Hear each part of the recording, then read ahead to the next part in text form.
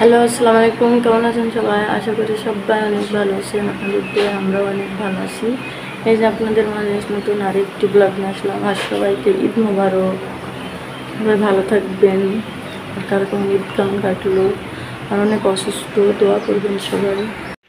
ঈদ মানে আনন্দ, ঈদ মানেই খুশি। সবার সাথে একটু একটু করে ঈদের আনন্দ ভাগাভাগি করে নেওয়াই মুসলমানের কাজ। আর মুসলমানের সর্বশ্রেষ্ঠ বছরে দুইটা দিন, সেটা ঈদুল আজহা আর ঈদুল ফিতর। সত্যি কথা বলতে কি, এবারের ঈদটা খুবই কষ্টদায়ক যাচ্ছে, খুবই অসুস্থ। সবটা আমি বলতে পারতেছি না, কিন্তু সত্যি আমি খুবই অসুস্থ। তারপরেও সেই অসুস্থতা নিয়েই সিমাই রান্না করলাম, আলু ভাজলাম আর পরোটা। এগুলো আমার শাশুড়ি মা করেছে। আমার গলা পুরো ব্যথা, আমি তো ভয়েস ওভারই দিতে পারতেছি না, আর পাটা পুরো কামড়ে যাচ্ছি। সত্যি খুবই কষ্ট হচ্ছে আমার। কিন্তু কি বলবো, জীবনে জন্মের পরে এটাই আমার মনে এত কষ্টের ঈদ। তাছাড়া মানে এত ঈদ খারাপ আমার যায় নাই কখনো।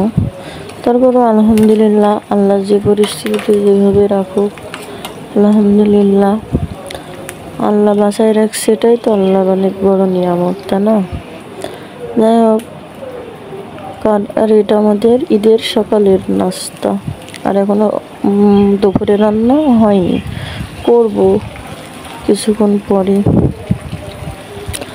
যাই হোক, সত্যি খুবই অসুস্থ। আর এই যে আলুগুলো ভেজে নিচ্ছি, কোনো কথাই বলতে পারছি না, তখন আমি কষ্ট করে কথা বলছি। কথা বললেই আমার সমস্যা হয়েছে, কিন্তু এটা তো আমাদের একটা কাজ, করছি। আমি কি বলবো, অসুস্থ তাহলে ভিডিও দিচ্ছ কেন?